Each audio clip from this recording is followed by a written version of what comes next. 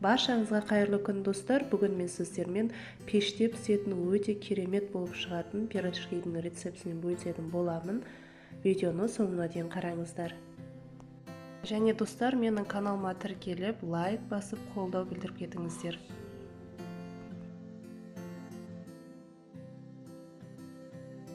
Ең алдымен біз қамырын дайындаймыз. Ыдысымызға жылы сүт, оның үстіне жылы су құямыз. Және қант пен тұзымызды саламыз.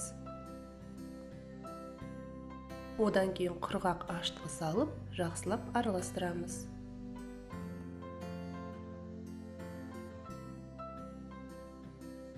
Одан соң сұйық май құямыз. Содан соң ұнымызды салып, жұмсақ етіп қамыр илейміз. Тек ұнды көп қосып жібермеңіздер, осылай шетінен сала отырып илейміз. Барлық қосылған ингредиенттердің мөлшерін описание бөліміне, яғни төменгі бөлікке жазып қалдыратын боламын.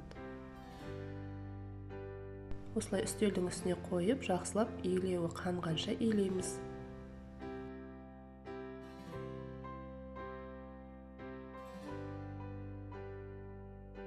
Одан кейін осылай сары майды қосып, тағы да илейміз. Жақсылап қайтарып илесеңіздер, майы сіңіп, қамырларыңыз өте жұмсақ болып шығады.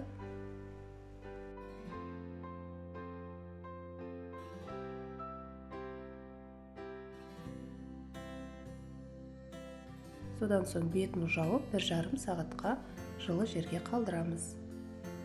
Әрі қарай қамырымыз көтеріліп, ашып дайын болғанша ортасына салатын салмамызды әзірлейміз. Мен осылай картопты суға қайнатып алдым. Одан кейін ұсақтап туралған пиязды майға қуырып, езілген картоп үстіне тұз, бұрышын салып дайындап алдым. Салмасына өздеріңіздің қалауларыңыз бойынша фарш немесе капуста қоссаңыздар болады, немесе етпен әзірлесеңіздер де болады, ол өз қалауларыңыз бойынша. Оған дейін біздің қамырымыз дайын болған екен. Ары қарай бірнеше бөліктерге бөліп, өздеріңіздің қалауларыңыз бойынша кішкентай қылсаңыздар да, үлкен қылсаңыздар да болады. Мен орташа көлемде осылай дөңгелектеп алдым. Барлығын осылай дөңгелек формаға келтіріп алғаннан кейін бетін жауып, тағы да 15 минутқа көтерілуге қалдырдым. Біздің қамырымыз көтеріліп дайын болып тұрған екен. Енді ары қарай ортасына салмасын салып, осы видеодағыдай түйіп шығамыз.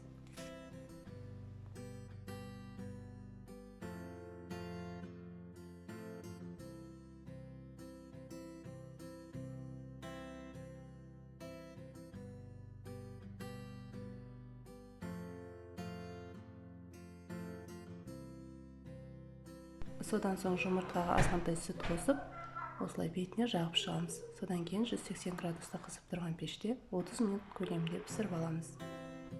Мінекей достар, біздің пирожкиларымыз дайын, өте жұмсақ әрі дәмді болып шығады. Жасалу жолы да өте оңай, міндетті түрде әзірлеп көріңіздер.